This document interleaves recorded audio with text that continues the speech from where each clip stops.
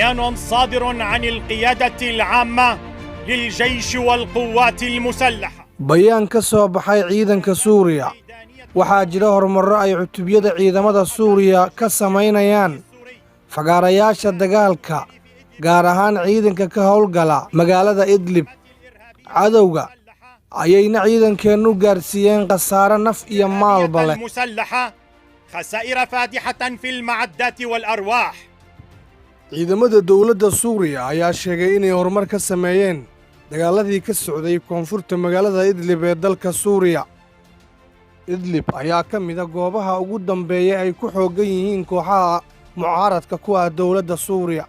Afhayeenka ciidamada Suuriya Cali Mayhuub ayaa sheegay in ciidamada dawladdu ay qabsadeen deegaano badan oo uu sheegay inay horay u haysteen maleeshiyaadka mucaaradka ah ee uu taageero Turkiga. deegaanada uu nidaamku Suuriya qabsaday waxaa ka mid ah Kafra Nabil, Kafra Zijna, Sheekh Mustafa, Haas, Macaratul Harma iyo Dayru Sambal. waxa uu sheegay afhayeenku in deegaanadaasi ay ahaayeen meelo ay aad ugu xooganaayeen waxa uu ugu yeeray argagixisada. nidaamka Suuriya ayaa sheegay inaanay hakan doonin inta ay ciidda Suuriya joogaan kooxaha mucaaradka ku ah taliska madaxweyne Bashaar al-Asad. dagaalka Suuriya ayaa ah mid aad u wajiyo badan lama oga halka uu ku idlan doono